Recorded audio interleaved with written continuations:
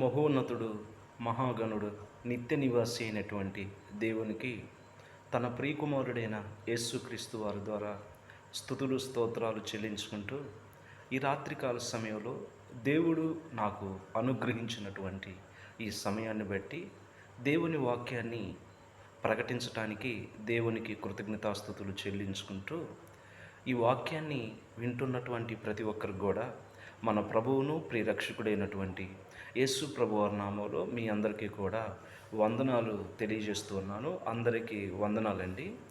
ఈ రాత్రికాల సమయంలో దేవుడు నాకు అనుగ్రహించినటువంటి సమయాన్ని బట్టి కొద్దిసేపు దేవుని యొక్క వాక్యాన్ని మనం జ్ఞాపకం చేసుకుందండి. ఈ రాత్రి నేను చెప్పబోయేటటువంటి అంశము కిరీటము అనే అంశాన్ని నేను చెప్పబోవచ్చు ఉన్నాను. ఆత్మ సంబంధంగా గమనించినప్పుడు, భూ సంబంధంగా గమనించినప్పుడు కొన్ని విషయాలను మనం జ్ఞాపకం చేసుకుంటున్నప్పుడు భూ సంబంధమైనటువంటి విషయాల్లో మనము ఆలోచించినట్లయితే తల్లిదండ్రులు వారి పిల్లలకు స్వాస్థ్యాన్ని ఇస్తారు. ఆస్తులు ఇవ్వచ్చు, స్థలాలు ఇవ్వచ్చు, పొలాలు ఇవ్వచ్చు, ఉద్యోగాన్ని ఇవ్వచ్చు, వ్యాపారాన్ని అప్పగించవచ్చు, సేవను అప్పగించవచ్చు. అంటే తల్లిదండ్రులు వారి యొక్క పిల్లలకు రకరకాలుగా బహుమానంగా ఇస్తూ ఉంటారు. అయితే ఇక్కడ నేను చెప్పబోయేటటువంటి ఈ కిరీటము అనే ఈ పాఠంలో ఇక్కడ మనకి దేవుడు కిరీటాలను అనుగ్రహించబోవచ్చు ఉన్నాడు. అయితే ఈ కిరీటాలు ఎవరు పొందుకుంటారు ఏంటి అని మనము ఆలోచన చేసినట్లయితే ఎవరైతే దేవుణ్ణి నమ్మి రక్షించబడతారో ఆ రక్షించబడినటువంటి వారు బ్రతుకు దినములన్నీ వారు ఆత్మ సంబంధమైనటువంటి జీవితాన్ని కాపాడుకొని జీవించినప్పుడు దేవుడు వారికి కొన్ని కిరీటాలు ఇవ్వబోచు ఉన్నాడు. ఆ కిరీటాలు ఏంటో ఈ సమయంలో మనం చూసినట్లయితే కొన్ని కిరీటాలు పరిశుద్ధ గ్రంథంలో రాయబడ్డాయి. అవేంటో ఈ రాత్రికాల సమయంలో మనం కొన్ని చూడటానికి ప్రయత్నం చేద్దాండి. మొట్టమొదటగా మనం గమనించినట్లయితే తిమోతికి రాసిన 2వ పత్రిక 4వ అధ్యాయము 8వ వచనంలో దేవుని వాక్యము ఈ విధముగా మనకు సెలవిస్తూ ఉంది. తిమోతికి రాసిన 2వ పత్రిక 4వ అధ్యాయము 8వ వచనంలో దేవుని వాక్యము ఈ విధముగా సెలవిస్తూ ఉంది. ఇక మీదట నా కొరకు నీతి కిరీటము ఉంచబడి ఉన్నది. ఆ దినమందు నీతి గల న్యాయాధిపతి అయిన ప్రభువు అది నాకు మాత్రమే కాకుండా తన ప్రత్యక్షతను అపేక్షించు వారందరికీ అనుగ్రహించునని దేవుని వాక్యం సెలవిస్తోంది. ప్రియమైనటువంటి సహోదరులారా, ఈ రాత్రికాల సమయంలో ఈ చదవబడినటువంటి ఈ లేఖనాలను మనం చాలా జాగ్రత్తగా గమనించినట్లయితే అపోస్తుడైనటువంటి పౌలు తన ఆత్మీయ కుమారుడైనటువంటి తిమోతికి తెలియజేస్తున్నటువంటి విషయాలను మనం ఇక్కడ చూస్తూ ఉన్నాం. అయితే ఇతను ఎప్పుడు ఈ మాటలు చెప్పుచూ ఉన్నాడంటే రక్షింపబడిన తర్వాత చెప్పుచున్నటువంటి మాటలు. అంటే రక్షింపబడిన తర్వాత ఈయన విషయం ఎలాగుందని మనం గమనించినట్లయితే ఇంకా అర్థం కావాలంటే ప్రభువుకి దూరంగా ఉన్నప్పుడు, రక్షింపబడినప్పుడు, దేవునిలోకి రాకముందు ఈయన ఎలాంటి జీవితాన్ని కలిగి జీవించాడంటే క్రైస్తవులు అనేవారు ఈ భూమి మీద ఎవరూ కూడా ఉండవద్దు. క్రైస్తవులు అనే మాట నా చెవితో వినకూడదు. క్రైస్తవులు ఈ భూమి మీద లేకుండా దేవుని రాజ్య సువార్తను ప్రకటించకుండా వారు అక్కడ ఉన్నటువంటి ప్రధాన యాజకుల యొక్క అధికారాన్ని పొందుకొని క్రైస్తవులను వెంటాడుతూ ఎన్నో శ్రమలకు గురి చేసినటువంటి వ్యక్తిగా మనం చూస్తూ ఉన్నాం. ఎక్కడుందని మనం గమనించినట్లయితే అపోస్తుల కార్యముల గ్రంథము 26వ అధ్యాయము, అపోస్తుల కార్యములు 26వ అధ్యాయములో దేవుని యొక్క వాక్యము ఈ విధముగా మనకు తెలియజేస్తూ ఉంది. 26వ అధ్యాయము 9 నుంచి 11 వచనాలు మనం చూడగలిగినట్లయితే నజరేయుడైన యేసు నామమునకు విరోధముగా అనేక కార్యములు చేయవలనని నేను అనుకుంటుని యెరూషలేములో నేను ఎలాగూ చేసితునో నేను ప్రధాన యాజకుల వలన అధికారం పొంది పరిశుద్ధులను అనేకులను చెరసాలలో వేసి వారిని చంపింపినప్పుడు సమ్మతించి తిని అనేక పర్యాయములు సమాజ మందిరములన్నిటిలో వారిని దండించి వారు దేవదోచన చేయనట్లు బలవంత పెట్టి చూచితిని. మరియు వారి మీద మిక్కిలి క్రోధము గలవాడినై ఇతర పట్టణములకు వెళ్ళి వారిని హింసించుచుంటిని. అంటే ఈయన క్రీస్తుని అంగీకరించు ముందు, రక్షణ పొందకముందు, బాప్టిజం పొందకముందు, దేవుని వాక్యాన్ని వినకముందు, క్రీస్తు ఎవరో తెలియకముందు ఈయన దేవునికి విరోధమైనటువంటి పనులు జరిగించాడు, క్రైస్తవులకు వ్యతిరేకమైనటువంటి కార్యాలు జరిగించినాడు. ఎప్పుడైతే క్రీస్తుని అంగీకరించిన తర్వాత, ప్రభువులోనికి వచ్చిన తర్వాత, దేవునిలోకి వచ్చిన తర్వాత ఈయన క్రీస్తు కోసము ఎన్నో శ్రమలు పడ్డాడు, ఎన్నో ఇబ్బందులు పడ్డట్టుగా మనం చూస్తూ ఉన్నాం. రెండవ కొరింథీయులకు రాసిన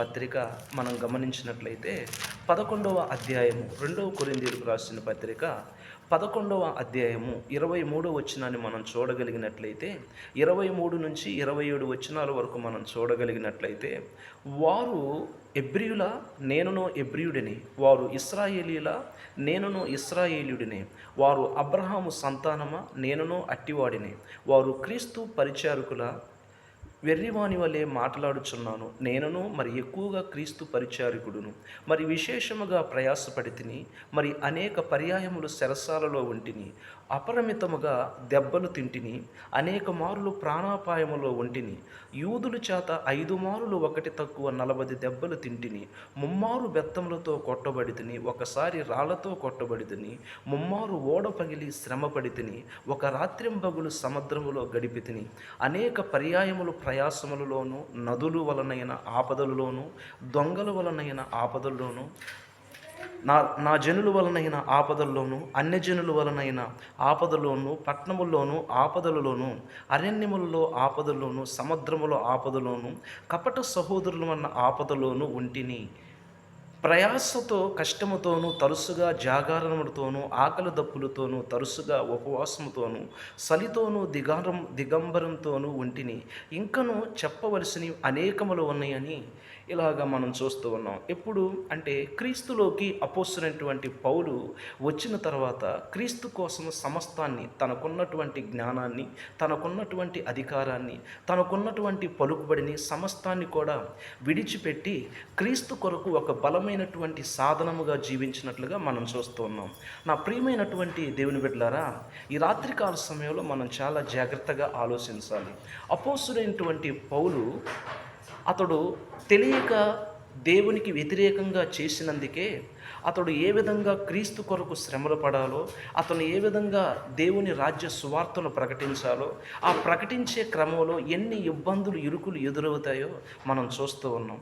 ఒకవేళ ఈయన తెలియక చేసినందుకే ఇన్ని ఇబ్బందులు పడుతూ ఉన్నాడు కదా, ఒకవేళ ఇతను తెలిసి కూడా దేవునికి వ్యతిరేకంగా జీవిస్తూ క్రీస్తుకు వ్యతిరేకంగా జీవిస్తే మరి ఈయన పరిస్థితి ఎలాగుండేదో మనం ఆలోచించినటువంటి పరిస్థితిని చూడవలుస్తున్నాం. ప్రియమైనటువంటి దేవుని బిడ్డలారా, ఈ రాత్రికాల సమయంలో మనం ఒక విషయాన్ని చాలా జాగ్రత్తగా గమనించవలసినటువంటి వారమై ఉన్నాం.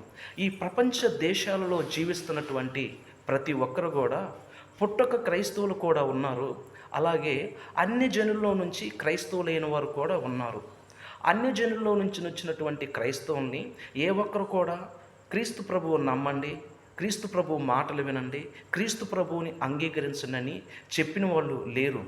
వారి యొక్క జీవితాల్లో వారికి ఉన్నటువంటి సమస్యలను బట్టి, వారికి ఉన్నటువంటి ఇబ్బందులను బట్టి వారు దేవునికి మొరపెట్టినప్పుడు దేవుడు వారి మొరను ఆలకించి, దేవుడు వారి జీవితాల్లో జరిగించిన గొప్ప కార్యాలను బట్టే ప్రపంచ దేశంలో ఉన్నటువంటి ప్రజలు కుల, మతము, భేదమని లేకుండా ఇవాళ అనేకులు యేసు ప్రభువుని అంగీకరిస్తున్నారు. వారిని ఎవరినో తాడుతో కట్టి తీసుకుని రాలేదు, వారిని ఎవరో నెడితే క్రీస్తులోనికి రాలేదు. కనుక ప్రపంచ దేశంలో అలాంటి వారిని మార్చడం మన తరము కాదు. ఎందుకంటే వారు దేవుని వాక్యము చేత ఆకర్షించబడి దేవునిలోనికి వచ్చిన వారే అనే విషయాన్ని మనం చాలా జాగ్రత్తగా గమనించాలి. ఒకవేళ అపోస్తలుడైనటువంటి పౌలు కూడా తెలిసి కూడా ఇలాగ జరిగించినట్లయితే ఆయన అంతిమ స్థితి ఎలాగుండేదో ఆలోచించవలసినటువంటి వారమై ఉన్నాము. ఆయన తెలియక చేశాడు కాబట్టి కనికరింపబడ్డాడని దేవుని వాక్యం సెలవిస్తుంది. అయితే ఇతడు సుమారుగా పరిశుద్ధ గ్రంథం క్రొత్త నిబంధనలో 14 పత్రికలు రాసినట్లుగా దేవుని యొక్క వాక్యము మనకు తేట తెల్లంగా తెలియజేస్తూ ఉంది.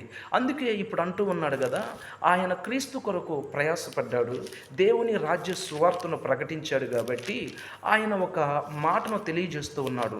ఇందాకలా చదివినటువంటి తిమోతికి రాసిన 2వ పత్రిక 4వ అధ్యాయం 8వ వచనం ఏమంటున్నాడంటే, ఇక మీదట నా కొరకు నీతి కిరీటము ఉంచబడి ఉన్నది, ఆ దినమందు నీతి గల న్యాయాధిపతిమైన ప్రభువు అది నాకు మాత్రమే కాకుండా తన ప్రత్యక్షతను అపేక్షించు వారందరికీ అనుగ్రహించును అని దేవుని వాక్యం సెలవిస్తుంది. అంటే ఇప్పుడు అపోస్తలుడైనటువంటి పౌలుకి ఏం ఉంచబడింది? నీతి కిరీటం ఉంచబడిందని దేవుని వాక్యం సెలవిస్తుంది. కనుక ప్రియమైనటువంటి దేవుని బిడ్డలారా, మనం కూడా రక్షించబడినటువంటి మనం పరిశుద్ధ జీవితం కలిగి ప్రార్థనా జీవితం కలిగి మన బ్రతుకు దినములన్నీ మనం నమ్మకంగా జీవించినప్పుడు దేవుడు మనకు పరలోకములో కొన్ని కిరీటాలు ఇస్తూ ఉన్నాడు. అవి మనం గమనించవలసినటువంటి వారమై ఉన్నాము. 2వ కిరీటం ఏంటి అని మనం గమనించినట్లయితే వాడబారని మహిమ కిరీటం అంట. వాడబారని మహిమ కిరీటం. పేతురు రాసినటువంటి మొదటి పత్రిక 5వ అధ్యాయము 4వ వచనాన్ని కూడా మనం చాలా జాగ్రత్తగా గమనించినట్లయితే అక్కడ ఏమని రాయబడి ఉందంటే, ప్రధాన కాపరి ప్రత్యక్షమైనప్పుడు మీరు వాడబారని మహిమ కిరీటం పొందుదురు. పేతురు రాసినటువంటి మొదటి పత్రిక 5వ అధ్యాయము 4వ వచనంలో ఏమని ఉందంటే, ప్రధాన కాపరి ప్రత్యక్షమైనప్పుడు మీరు వాడబారని మహిమ కిరీటం పొందుతారు. అంటే ప్రధాన కాపరి ప్రత్యక్షమైనప్పుడు మీరు వాడబారని మహిమ కిరీటాన్ని పొందుతారు. అంటే యేసుక్రీస్తు వారు ప్రత్యక్షమైనప్పుడు మీరు వాడబారని మహిమ కిరీటాన్ని పొందుతారు. అంటే ఈ మహిమ కిరీటం అనేది ఎలా ఉంటే మనం పొందుకోగలము, ఎలా ఉండకపోతే మనం పొందుకోగలమో ఆలోచించవలసినటువంటి వారమై ఉన్నాం. అపోస్తలుడైనటువంటి పేతురు పెద్దవాడై ఉండి అక్కడున్నటువంటి సంఘములో ఉన్న పెద్దవారికి కొన్ని విషయాలు చెబుతూ ఉన్నాడు. మీరు ఏ విధంగా ఉంటే వాడబారని మహిమ కిరీటం పొందుకుంటారంటే, తోటి పెద్దను క్రీస్తు శ్రమలను గురించిని సాక్షిని బయలుపరచబడబోవు మహిమలో పాలివాడునైన నేను మీలోని పెద్దలను హెచ్చరించున్నాను. బలిమి చేత కాక దేవుని చిత్త ప్రకారం ఇష్టపూర్వకముగాను దుర్లాభాపేక్షతో కాక సిద్ధ మనసుతోనూ మీ మధ్యనున్న దేవుని మందును పై విచారణ చేసు దానిని కాయుడి. మీకు అప్పగింపబడిన వారిపైన ప్రభువులైనట్టుండక మందకు మాదిరిగా ఉండాలి. అంటే మీరు పెద్దలుగా ఉన్నారు, అయితే మీకు అప్పగింపబడినటువంటి మందకు అనగా సంఘానికి ప్రభువులుగా, రాజులుగా, అధికారులుగా ఉండొద్దు, వాళ్ళకి మాదిరిగా ఉండాలని దేవుని యొక్క వాక్యం సెలవిస్తుంది. అలాగా మనకు అప్పగింపబడినటువంటి మందకు మనం మాదిరిగా ఉండాలి తప్ప ప్రభువులుగా మనం ఆర్డర్లు వేసేవారుగా నేను చెప్పిందే వినాలి, నేను వెళ్ళమన్న చోటకి వెళ్ళాలి అనే ఇలా అధికారం చేసినట్లుగా మనం చేస్తే వాడబారని మహిమ కిరీటం మనం పొందుకోలేవు. అదే పేతురు గారు ఆ విషయాన్ని తెలియజేస్తూ ఉన్నట్లుగా మనం చూస్తూ ఉన్నాం. ఎప్పుడంటే ఈ వాడబారని కిరీటాన్ని పొందుకునేది దేవుని ఎదుట యోగ్యునిగా మనం జీవించినప్పుడు. అక్కడ గమనించినట్టయితే ప్రధాన కాపరి ప్రత్యక్షమైనప్పుడు మీరు వాడబారని మహిమ కిరీటం పొందుతారు. ఎలాగ పొందుతారా అంటే, మీ మధ్యనున్న దేవుని మందును పై విచారణ చేయొచ్చు దానిని కాయుడి. బలిమి చేత కాక దేవుని చిత్త ప్రకారం ఇష్టపూర్వకంగాను దుర్లాభవేక్షతో కాక సిద్ధ మనసుతోని మీ మధ్యనున్న దేవుని మందును పై విచారణ చేసు దానిని కాయుడని దేవుని యొక్క వాక్యం మనకు తెలియజేస్తుంది. 3వ కిరీటాన్ని నేను మీకు చూపించబోచున్నాను. పరిశుద్ధ గ్రంథంలో నుంచి 3వ కిరీటాన్ని నేను మీకు చూపించబోచు ఉన్నాను. అదేంటంటే అతిశయ కిరీటము. దెస్సలోనీయులకు రాసినటువంటి మొదటి పత్రిక దెస్సలోనీయులకు రాసినటువంటి మొదటి పత్రిక 2వ అధ్యాయము 19వ వచనంలో దేవుని వాక్యం ఈ విధముగా సెలవిస్తుంది.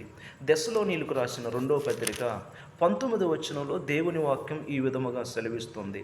ఈ అనగా మా నిరీక్షణ అయినను ఆనందమైనను అతిశయ కిరీటమైనను ఏది? మన ప్రభు అయిన యేసు యొక్క రాకడ సమయమున ఆయన ఎదుట మీరే గదా. అపోస్తలుడైనటువంటి పౌలు ఆయనకున్నటువంటి అతిశయ కిరీటం ఏదైనా ఉంది అంటే ఆ పౌలు గారు ఏమని చెబుతున్నాడంటే, నాకున్నటువంటి అతిశయ కిరీటం ఏదైనా ఉన్నదంటే మీరే, అంటే దెస్సలోనీకులో ఉన్నటువంటి సంఘమే ఆయన యొక్క అతిశయ కిరీటం అని చెప్పుచూ ఉన్నాడు.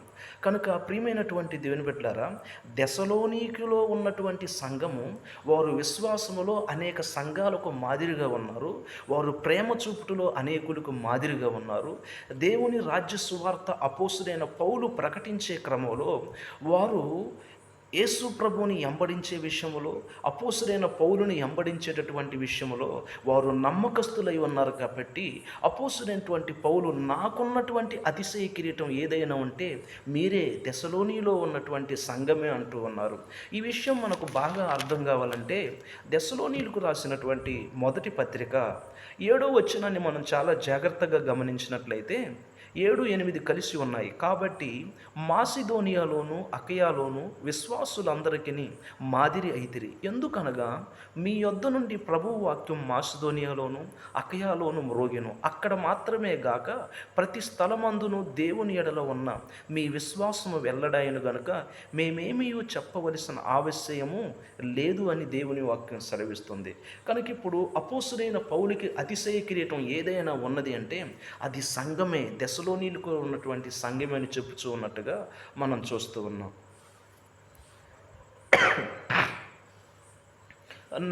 మరొక కిరీటాన్ని మనం గమనించినట్లయితే, అదేంటని గమనించినట్లయితే, మరొక కిరీటాన్ని కూడా మనం గమనించినట్లయితే ప్రియమైన దేవుని వరలారా, జీవ కిరీటము. మరొక కిరీటం ఏంటంటే జీవ కిరీటము. ప్రకటన గ్రంథము 2వ అధ్యాయము, ప్రకటన గ్రంథము 2వ అధ్యాయము, ప్రకటన గ్రంథము 2వ అధ్యాయము 10వ వచనంలో దేవుని వాక్యం మనకు ఈ విధముగా సెలవిస్తుంది. ప్రకటన గ్రంథము 2వ అధ్యాయం 10వ వచనంలో దేవుని వాక్యం మనకు ఈ విధంగా సెలవిస్తుంది. ఇదిగో మీరు శోధింపబడినట్లు అపవాది మీలో కొందరిని చెరలో వేయింపబోచున్నాడు. 10 దినములు శ్రమ కలుగును, మరణము వరకు నమ్మకముగా ఉండము, నేను నీకు జీవ కిరీటం ఇచ్చేదనని దేవుని యొక్క వాక్యము మనకు తేటతెల్లంగా తెలియజేస్తుంది. ఇదిగో మీరు శోధింపబడినట్లు అపవాది మీలో కొందరిని చెరలో వేయింపబోచున్నాడు. 10 దినములు శ్రమ కలుగును, మరణము వరకు నమ్మకముగా ఉండము, నేను మీకు జీవ కిరీటం ఇచ్చేదనని దేవుని వాక్యం సెలవిస్తూ ఉంది. అంటే ఇక్కడ స్ఫూర్ణలో ఉన్నటువంటి సంఘము, స్ఫూర్ణలో ఉన్నటువంటి సంఘాన్ని కూడా మనం గమనించినట్లయితే చాలా జాగ్రత్తగా వారు శోధింపబడబోతూ ఉన్నారు.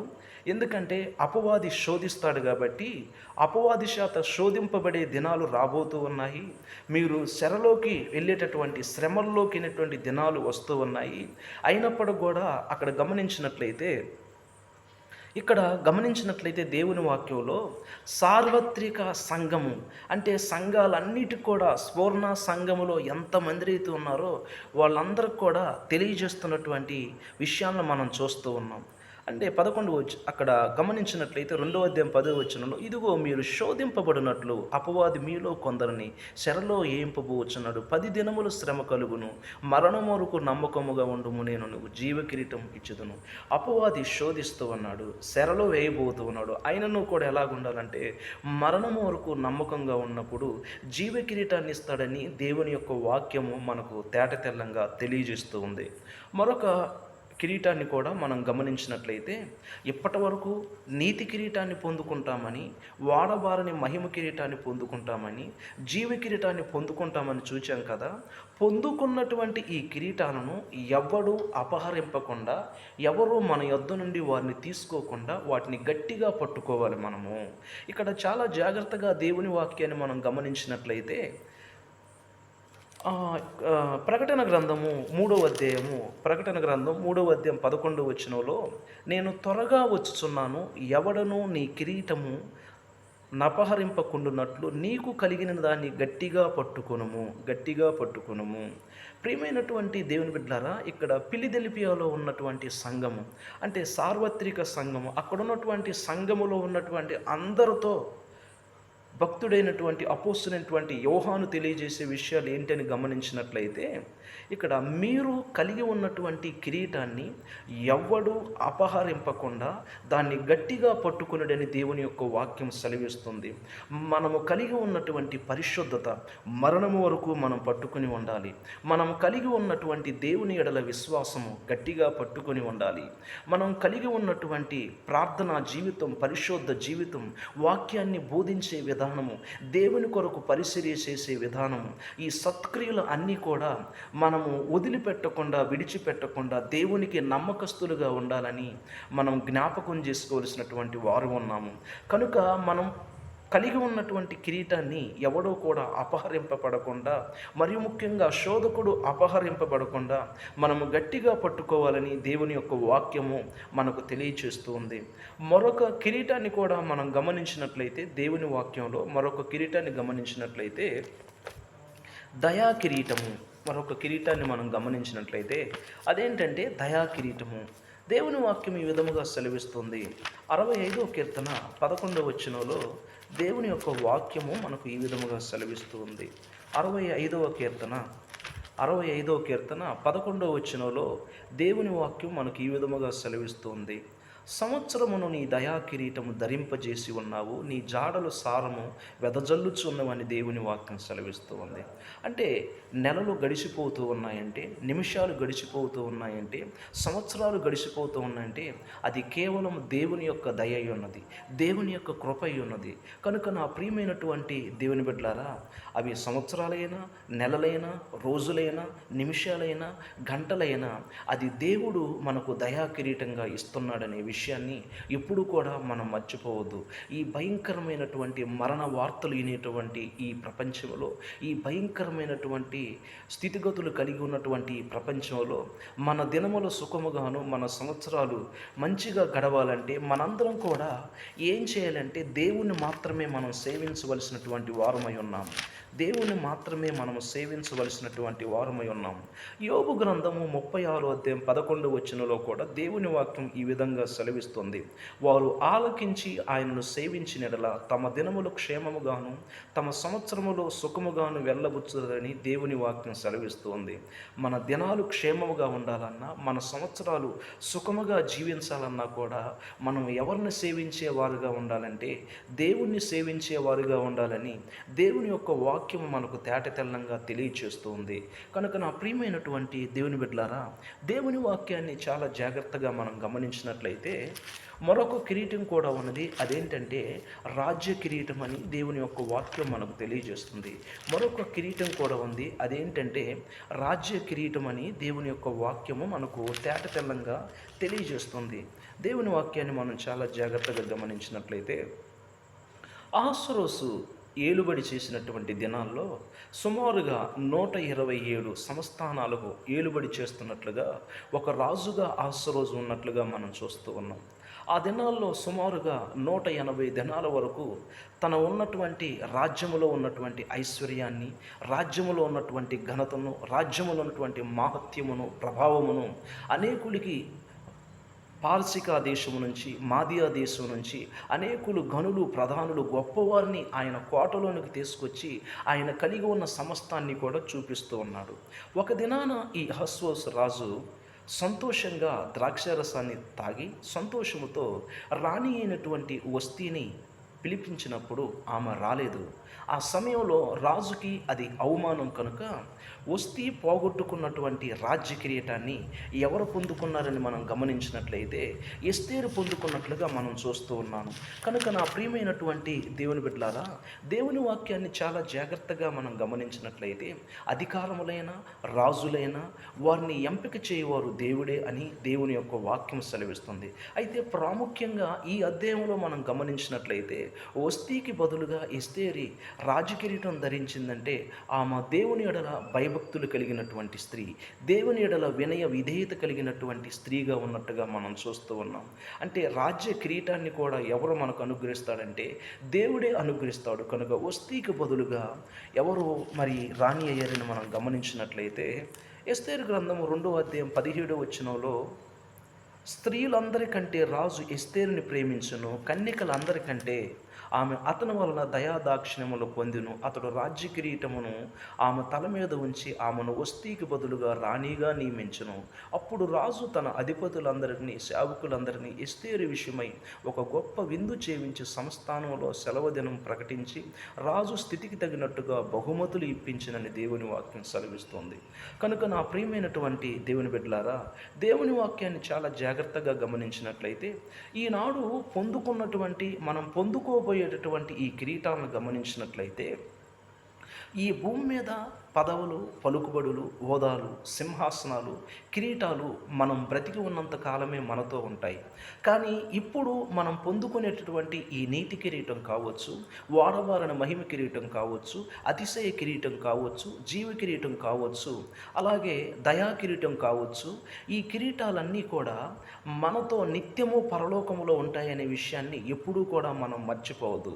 ఈ కిరీటాలు మనం పొందుకోవాలంటే ఈ భూమి మీద ఉన్నప్పుడే యేసు ప్రభు యొక్క మాటలు విని విశ్వాసం ఉంచి మారు మనసు పొంది బాప్టిజం పొంది ప్రభు మరణాన్ని జ్ఞాపకం చేసుకుంటూ పరిశుద్ధ జీవితం కలిగి మన బ్రతుకు దినములన్నీ మనం నమ్మకంగా ఉన్నప్పుడు మాత్రమే ఈ కిరీటాలను మనం పొందుకోవటానికి అవకాశం కలుగుతూ ఉందని దేవుని వాక్యం మనకు తేటతెల్లంగా తెలియజేస్తుంది.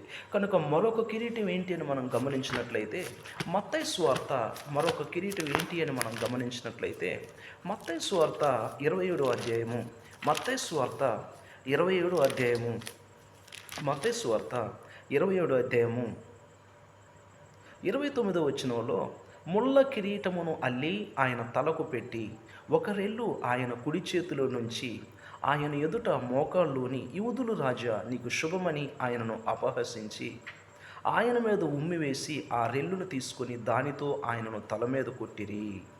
ఈ మాటలు మనం చాలా జాగ్రత్తగా గమనించినట్లయితే ఎక్కడో పరలోకములో నివాసం చేస్తున్నటువంటి యేసు ప్రభువారు పరలోకాన్ని విడిచిపెట్టి ఈ భూలోకంలోనికి వచ్చాడు. ఈ భూమి మీద జీవిస్తున్నటువంటి ప్రతి ఒక్కరి కొరకు యేసు ప్రభువారు తన ప్రాణాన్ని పెట్టి తన రక్తాన్ని సిందించి ఆ శిలువ మ్రాను మీద అనేకమైనటువంటి శ్రమలను, కొరడా దెబ్బలను, కొటరాలతో కొట్టబడి ముళ్ళ కిరీటాన్ని ధరింపబడి మనందరి పాపాల కోసం చనిపోయాడు, సమాధి పెట్టాడు. మన కోసం చనిపోయినందుకు, మన పాపాల కోసం రక్తం చిందించినందుకు, మన పాపాల కొరకు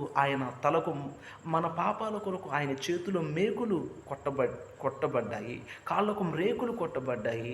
అయితే ఆయన పొందుకున్న కిరీటం ఏంటంటే, అంత గొప్ప త్యాగం చేసినటువంటి యేసు ప్రభు వారికి ఆనాడు ఉన్నటువంటి యూదులు ఏమి బహుమానంగా ఇచ్చారంటే ముళ్ళ కిరీటాన్ని అనే బహుమానంగా ఇచ్చాడు. వాస్తవానికి యేసు ప్రభు వారు ఏ నేరము కూడా చేయలేడు.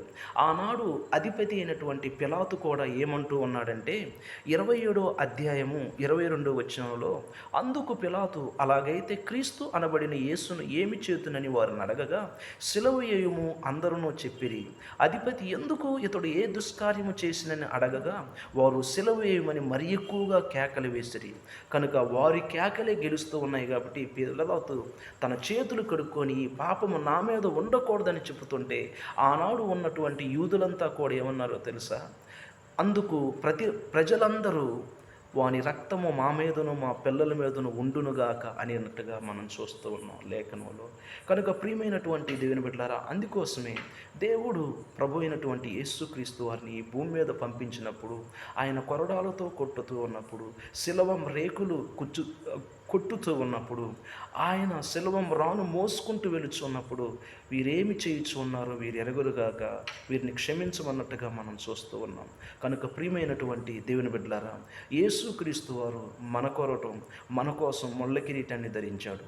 చనిపోయాడు, సమాధి చేయబడ్డాడు, తిరిగి లేపబడ్డట్టుగా మనం చూస్తూ ఉన్నాం. అయితే ఇప్పుడు యేసు ప్రభు వారు ఏ కిరీటం ధరించాడంటే ఆయన మహిమ కిరీటాన్ని ధరించి ఉన్నాడు. ఆయన ఏ కిరీటాన్ని ధరించాడంటే మహిమ కిరీటాన్ని ధరించాడు. ఎబ్రీలకు రాసిన పత్రిక 2వ అధ్యాయము ఎబ్రీలకు రాసిన పత్రిక 2వ అధ్యాయము ఎబ్రీలకు రాసిన పత్రిక 2వ అధ్యాయం 9వ వచనంలో దేవుని కృప వలన ఆయన ప్రతి మనుష్యుణ్ణి కొరకు మరణము అనుభవించినట్లు దూతల కంటే కొంచెము తక్కువ వాడుగా చేయబడిన యేసు మరణం పొందినందున మహిమ ప్రభావములతో కిరీటం ధరించిన వానిగా ఆయనను చూచుచున్నాము. కనుక ప్రియమైన దేవుని బిడ్డలారా, ఇప్పుడు ప్రభు మహిమ కిరీటాన్ని ధరించి ఉన్నాడు. ఇప్పుడు ప్రభు వారు ఎక్కడ ఉన్నారని గమనించినట్లయితే ఆయన పరలోకములో తండ్రి కుడిపార్శ్వమున కూర్చొని ఉండి మనందరి కోసం విజ్ఞాపన చేయుచు ఉన్నాడు. ఇంకా మనము రక్షింపబడినటువంటి మనము పడిపోకుండా, చెడిపోకుండా, చెడు వ్యసనాలకు లోను కాకుండా మనం ఉండాలని మన కోసం విజ్ఞాపన చేయుచు ఉన్నాడు. ఈ రాత్రి కాల సమయంలో ప్రభు అయిన యేసుక్రీస్తు ముళ్ళ కిరీటాన్ని ధరించింది. అది మనందరి కోసము. ఇంకను వ్యభిచారంలో జీవిస్తూ ఉన్నావా? పాపములో జీవిస్తూ ఉన్నావా? అక్రమాల్లో జీవిస్తూ ఉన్నావా? అన్యాయాలు కొనసాగిస్తూ ఉన్నావా? అదిగో 2025 సంవత్సరాల క్రితమే యేసు ప్రభువారు ఈ భూమి మీదకి వచ్చి మనందరి పాపముల కోసం చనిపోయి ఉన్నాడు. మనందరం కూడా ఎవరు కూడా ఉగ్రతో పాడవటం దేవునికి ఇష్టము కాదు.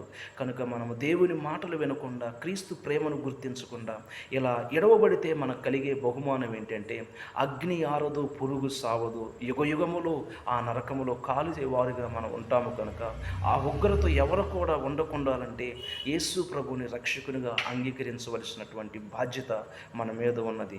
ఎవరైతే విన్నారో, విశ్వాసం ఉంచారో, మారు మనసు పొందారో, నీటి చేత బాప్తిజం పొందేవారో వారిని ప్రభు అయినటువంటి యేసుక్రీస్తు తీసుకొని వెళతాడు. పరలోకములో నివాసం చేయటానికి దేవుడు ఆధిక్యతను యేసు ప్రభువు ద్వారా మనకు అనుగ్రహిస్తూ ఉన్నాడు. ఎడవబడినటువంటి వారి పరిస్థితిని మనం గమనించినట్లయితే ప్రియమైన దేవుని బిడ్డలారా, అగ్ని ఆరదు, పురుగు సావదని దేవుని వాక్యము సెలయిస్తుంది.